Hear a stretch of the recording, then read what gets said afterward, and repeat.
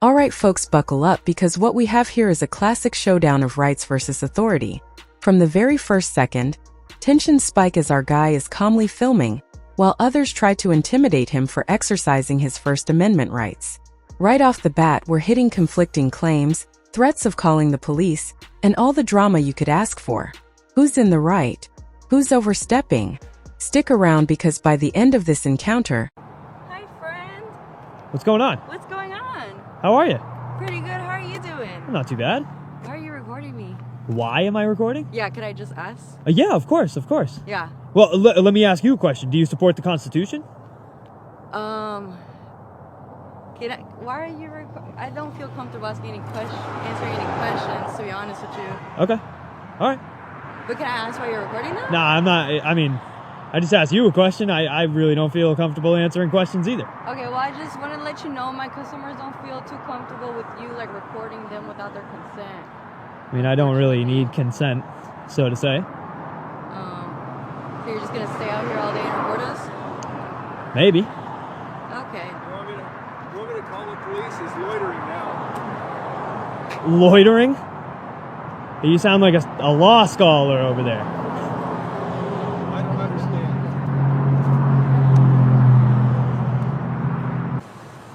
You do know my face gets shown on anything, and I will sue the out of you for that, right? Yeah? Good. Okay. Police are on their way, by the way. Sounds good. Good enough. What do you think they're going to do? Hopefully haul your ass to jail for this stupid shit. For standing on a sidewalk with a phone? What exactly are you doing out For here? standing on the sidewalk with a phone? Really? Yeah, you're recording people. Haul me to jail for standing on a sidewalk with a phone. You're recording people without their knowledge. I don't need your knowledge or your permission. Actually, you do. No, I don't. Yeah, How do you figure that? I tell you what, I'll call an attorney and ask them, and then I'll come find your stupid ass. Oh yeah? Oh, Yeah. you better not tell the attorney you said that. That's pretty dumb. Hey, I'll tell him whatever. Okay, buddy. Good luck with whatever you're doing. Hey, thank you very much, man. You as well. I hope you have a good day. Yeah. Serious situation going on here or something. What's up, my man? How's it going? I'm assuming I'm here to talk to you. I have no idea. You just out here practicing your First Amendment rights? That's it. Okay, can you do me a favor? Just step onto the sidewalk. Look, no, onto the sidewalk. Look, this whole thing is a sidewalk, right? No, this is. Okay, so hold on. Their let me curtilage ask you a that question. they have to pay for. Let me ask you a question, right? So if I was walking by, am I supposed to just float over this part right here? No, you can walk across it, but for you to exercise your right, you have to be on. Here's where things start to get spicy. Notice how the tension escalates the moment the discussion turns to public versus private space. The officer attempts to assert control by telling him to move just a few feet, referencing curtilage and ownership, but our guy knows his rights. What's fascinating is the subtle psychological play here. The authority figure is trying to intimidate without outright breaking the law, yet it exposes their lack of legal precision. This is textbook citizen pushback. He calmly explains the public right-of-way and refuses to yield, forcing the officer to either admit their error or escalate. Yes. 6 inches. Yeah. Really? Yeah. Really? Yes, because Okay. they have to pay to install this. This is their curtilage. Yeah, They're that doesn't responsible matter. for That it. doesn't matter. This is still called the public right of way, my friend. So can you just hop on the sidewalk? So for me, my what man? you're telling me? Just let me hear you out and make sure we're on the same page Yeah. here. So are you saying that I'm going to be arrested if I don't move over? No, that's not what I said at all. Oh, okay, cool. I'm just asking you to step onto the All right, sidewalk cool. so that you're Okay. within your rights to do so. I'm within my rights exactly where Okay. All right. Do you have any ID on you, my man? I am. No, I don't. ID? No, I don't. Okay, cool.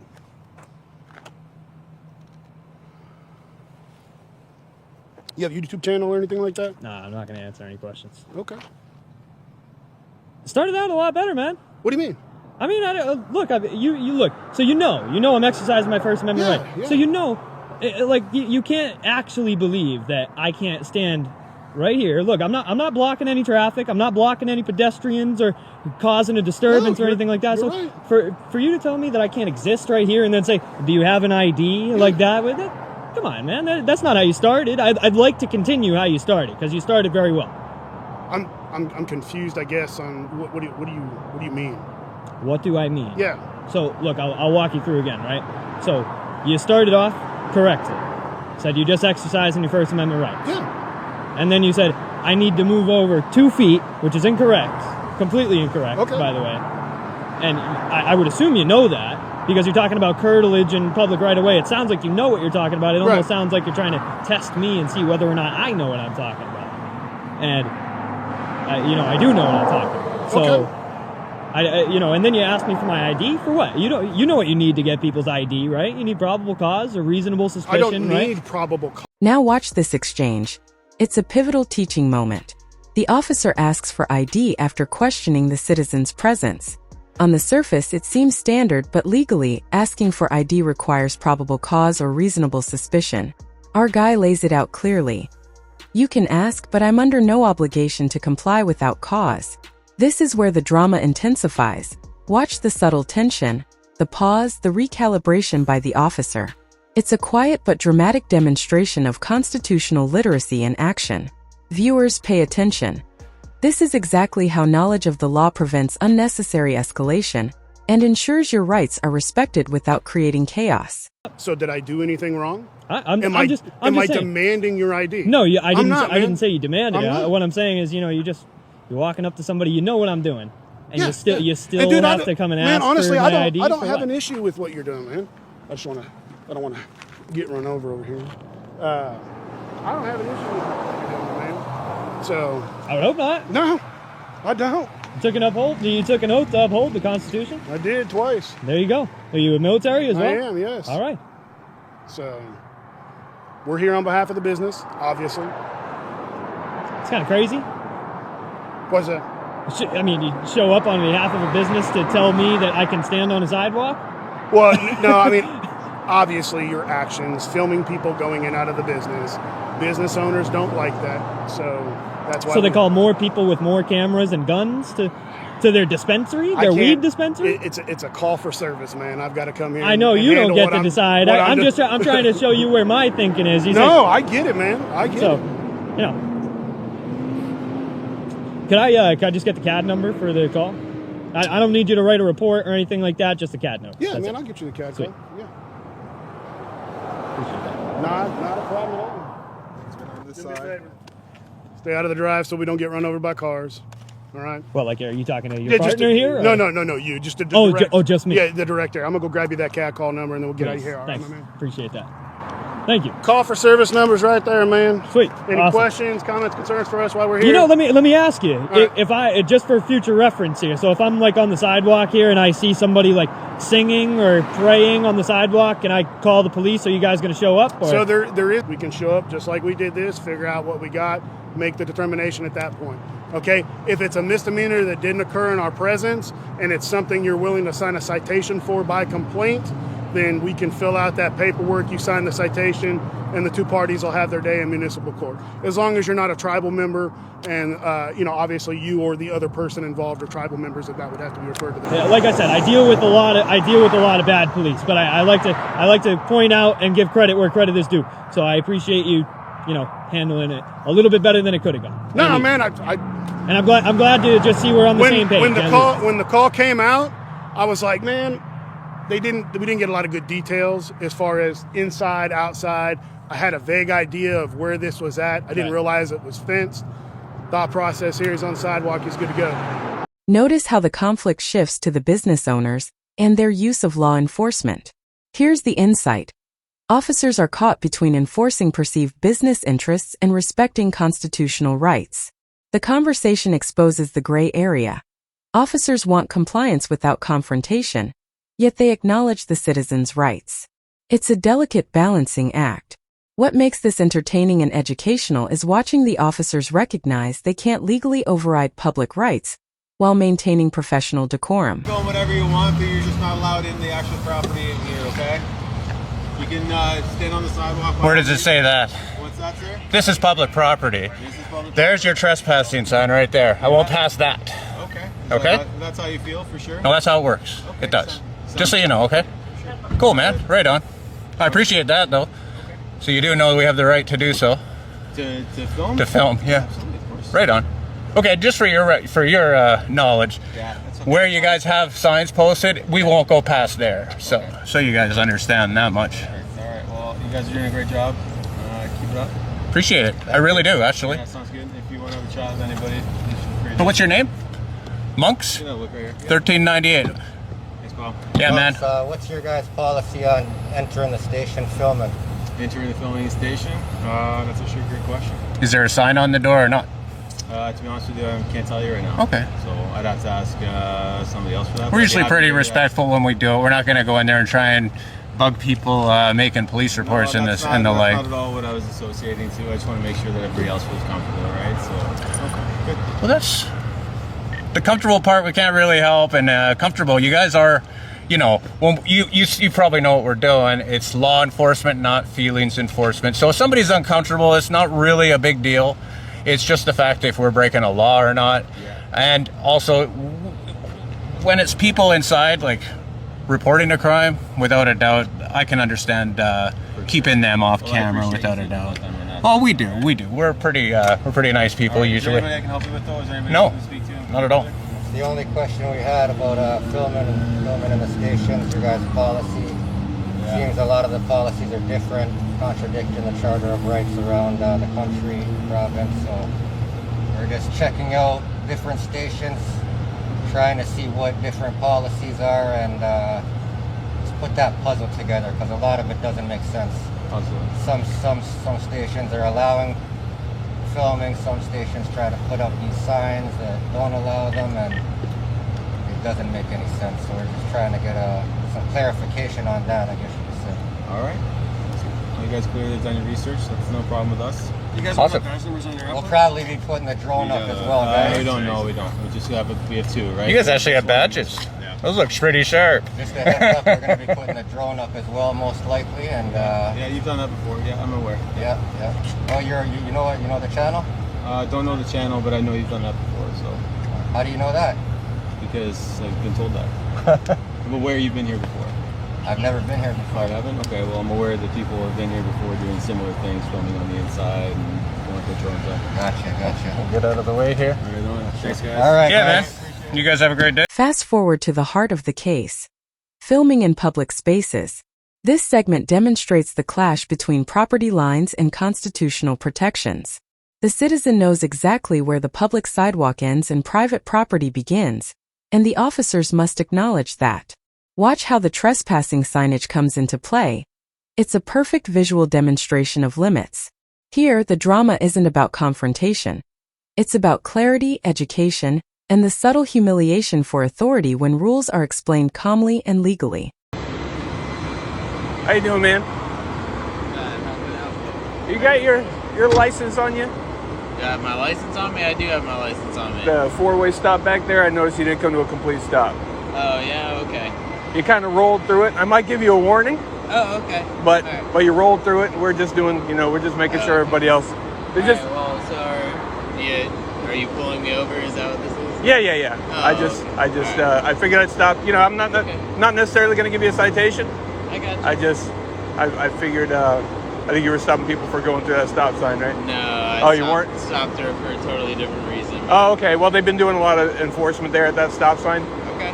And I noticed that you didn't come to a complete stop there. All right, well, So, hey. I might give you... How you doing? Have I met you? No. No, I've not met you either. What's your name? Deputy Acosta. Acosta. What's your name? Deputy Langdon. I've not met either of you? Nope. We just arrested that sex offender hiding in the attic right over there. Oh, So we just pulled over here to do our paperwork. appreciate that. Yeah. Appreciate it. Sex offender that I'm like, a 7-year-old kid who was on the run from New Jersey. Nice. And he was hiding in the attic. We had to use tear gas. Really? Which house? What's that? Which house? I can't tell you that. Oh, okay. This guy, part of his warrant was failing to register. So he was on the run from New Jersey and then moved here without telling anybody. He was a sex offender. Oh, and he killed a 7-year-old or something like that? Yeah, so that's why we had to get him here. So you wouldn't have got an alert for him because he never actually registered. And you zoinked his ass out of the house. Well, He was appreciate that, hiding man. he was hiding under the tool shed. Appreciate that. We almost missed him. Oh, really? How was he hiding under this tiny little thing? Yeah. But Yeah, no. do you mind if I finish my paperwork? Yeah, go ahead. I don't know. Remember you, okay? Yeah, I'm not anti-police. I'm not, like, this shirt is only offensive to people who, if someone is offended by this shirt, That means there's a reason. Right, exactly. I'm not offended. Yeah, no, and that's, anti-hypocritical policing, anti-tyranny, making sure everybody's rights are, and nobody's above the law. We have to be following things that were, well, I don't want to hold you up for the kid. It's nice to meet you, man. And then, yeah, like I said, I'll probably just let you go with a warning. You almost came to a stop. It wasn't a complete stop, but we gotta, basically what usually tell people, if you feel your car, go like that a little bit. Well, you know what a complete stop is. There we go. Do you want to show me your license, or? No. You don't want to show me your license? All right, well, like I said, I am going to let you off with a warning, and at this point, you're free to go. But while I do have you, you have anything you shouldn't have in the car? I'm not worried about a little bit of weed, bazookas, human trafficking, large amounts of narcotics, anything like that. No, man. You mind if I have a look? Appreciate you. Take a good day. Have a good day, all right? You mind if I have a look in the car, though? Yeah, you're not gonna look inside the cruiser. You don't. I don't have probable cause. Yeah, to be fair, I was just looking for consent. Yeah. But no, just to be clear, you don't want to give me consent. There's nothing to look for in the cruiser. I'll open the doors for you. If that's Right. it. You like. Well, I mean, if you got nothing to hide, you can open the doors if you want. Empty back seat. No dog. That's not a trick. A dog's not gonna run out and get me. You're like, joke's on you, asshole. Alright. That's it. But nothing in the front seat either, under the glove box, something like that. You don't have to give consent, man. Yeah, I gotcha. I know how it works. Yeah, you know how it works, and it's the same thing. I always tell people I would never give consent either. What you just said, I think everybody should say, right? Because if I had reason, if I had probable cause, I wouldn't ask your permission. Yeah, I would have detained you, and I would have gone in that car. You know what I mean? If I had probable cause. But I don't have probable cause, looking for consent. And I think people should do the same thing. Never give consent, because no good is going to come out of it for them. Either they're going to leave the exact same way they started, or it's going to go bad for them. Depends. Right? But when I see a lot of cops will try to tell people, hey, you got nothing to hide. What are you worried about? You got nothing to hide. But just like you, I suspect you probably don't have anything to hide. You just don't want me in your damn car. Right? Yeah. Well, Yeah, so and you're not a law enforcement officer. And Now it gets interesting with tech in the mix. Drones, filming inside stations, and hypothetical scenarios push the officers to respond professionally while staying within legal boundaries. The citizen isn't being provocative. He's testing policies, seeing how far officers will enforce without overstepping. The lesson here is clear. When engaging law enforcement, you can remain calm, informed, and inquisitive, all while exposing gaps or inconsistencies in policy. Notice the officers' responses. They're cooperative but clearly constrained by procedure. This is both a learning moment and a subtle power shift, showing the importance of preparation and knowledge. I'm not anti-police. Either way, I got no hard feelings. I don't have hard feelings when I come out here either. I do this to educate on both sides. I do this to open eyes, bring awareness, sometimes a little bit of humor if I can. I don't come out to make enemies. That's not my goal. I do make enemies, but that's not my intention. I think regardless of what our roles are, you wear a badge or a 7-Eleven name tag, we can all learn from each other. And it's all about having the right attitude, and not having. I always hated that demeanor, that better than you demeanor, because I have the badge. I don't think anybody has that attitude around here, at least out of us two, or anything like that. Yeah, I mean, you run into it, and you see it too. You know what I'm talking about. Yeah, but that's at any workplace or whatever else. Just like yeah. I'm sure you have, just like you have a little bit of a spin of it or whatever, that you're trying to show a certain thing from a certain aspect. There's it's human nature. Show a certain. You mean what I'm doing right here? No, what you're doing right here, no. Oh, okay. I thought you were saying I'm trying to put a spin on something. Okay, that's not at all what I do. Okay, yeah. I mean, I have a camera, you have a camera. Yeah. So there's nothing to hide. Right, I'm not afraid of yours. You're not afraid of mine. The cameras are just a mirror. Getting mad at somebody with a camera is like getting up in the morning and see that your hair is a mess and you're pissed off in the mirror. Yeah, that's stupid. And I mean, right? So it's all just depends on what lens you're kind of viewing things in, or what kind of So it's all good, man. Yeah, I get it, man. It's we see a lot, and everybody that's worked in police. If you in police work in law enforcement, unless you started yesterday, you've seen cops do bad things they're not supposed to do. You've seen it. But I mean, it's somebody's, what somebody considers bad versus what somebody else might see as what the decision they made in that bad moment with limited information or something like that. Bad meaning against policy, against law, or against morals. That's different. You know, yes. If somebody's doing something like that, yeah, then yes. excess force, or there's a long list of things, and I'll say I saw it within 2 weeks. Yeah, we have policies against that actually. So if you're absolutely witness to anything like that, then yeah, you can't be witness to that and not bring it higher. So right at the sheriff's office, we have policy against that. Right. Not saying that obviously people mess up and they're held accountable. Yeah, so. And my point is, there's a lot of guys that are afraid to come forward with that type of thing because in fear of retaliation, they might be shat on if they say, hey, you saw this guy do this, you didn't actually do anything. You looked up at me. I'm not pointing at you, but hypothetically, other people might look at you funny. Everybody's seen it, I personally haven't, at least at our agency, but I know it's obviously it's out places there. in law enforcement. Yeah, it's out there, just like anywhere. And I think there should be more encouragement for cops to come forward, so they lose that fear of retaliation. But anyway, I'm gonna get out of your hair. It's hot as hell out here. Like I said. Here's the cherry on top: the traffic stop.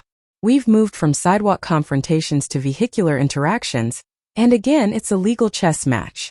Notice how the officer tries to justify a search without probable cause. The citizen politely but firmly refuses consent, and the officer backs off. This is textbook civil rights awareness in action.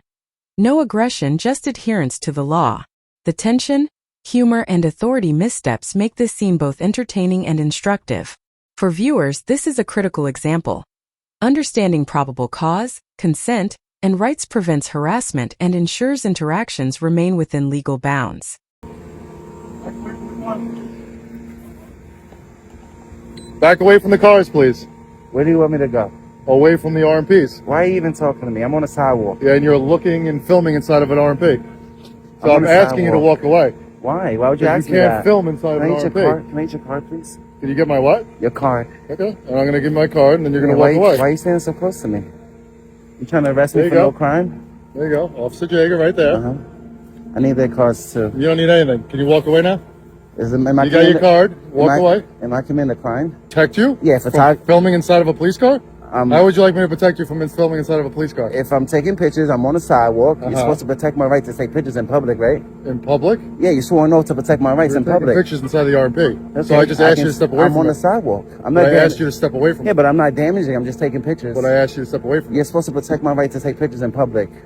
And not stand so close and try to intimidate me out of my rights. Right now. Stand so close. There's right now I feel like 2-foot gap in between us. Right now I feel like you're trying to bully me out of my First Amendment right to take pictures. Bully you? Yeah, because I've you're asked telling you me very to walk. nicely to step away. Okay, you're asking me. I'm asking you nicely right now to step away. I'm okay. I'm exercising my rights freely on the sidewalk. You're supposed to protect me right now. Okay. Right? Okay. You swore an oath to protect me? Yep. While I'm exercising. If I was praying here, you wouldn't say don't pray too close to the car. If you were praying here? Yeah, if I was praying here, would you tell me don't pray too close to the car? Does praying involve looking into the cars? They're both the First Amendment. Does praying though look into the They're cars? both protected under the First Amendment. And right now I'm supposed to be protected by you. I'm having a conversation with you, and I'm filming you in public. I know you're filming me. Yeah. I got that. That's I'm why watching, my body camera's on too. I'm watching law enforcement, and I'm checking on government vehicles, check on the maintenance. I'm looking at those flyers. The maintenance? How's the maintenance in the back? Yeah, you see those flyers? Yeah, if there was private information on it, I can go inside the precinct and say, yo, look, one of your officers let private information where the public could see. But it's not. How would I know if I didn't look at it? Well, why do you have to look into it then? If there's private information that shouldn't be out where the public could see, I can say, yo, look, one of your officers let private information. Is that not a police car, though? It's a government vehicle.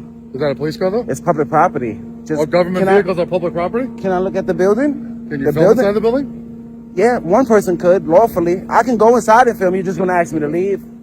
So but one person lawfully, I'm on the sidewalk. Leave what? Leave where? Just get away from the cars. What is it? Is it a crime to stand too close to a car? Is it a crime to stand too close to a car? It's a crime to look into that. I'm not committing a crime. I'm taking pictures of government property. So are you going to move? You wouldn't. I'm watching you. Okay.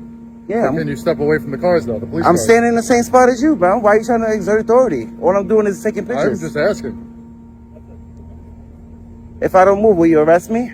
If I don't move, I can give you a discount summons because I'm asking you to get away from the car. Like for what? I'm just taking pictures. That's it. I've asked you now 4 times, to stop filming. Is this a stop? Are you stopping me? I'm going to go inside right now. I'm going to get the summons, and I'm going to come back out in Philadelphia. Can I get a supervisor too? Nope. No, you're the client. It's a level 1 stop. I'm not supposed. From sidewalk debates to drone discussions and traffic stops, this entire encounter is a masterclass in exercising constitutional rights. Knowledge of the law transformed potential confrontations into lessons, and we saw authority figures adjust, often reluctantly, under pressure. The takeaway? Stay informed, stay calm, and always know your rights. You don't need to escalate to assert them.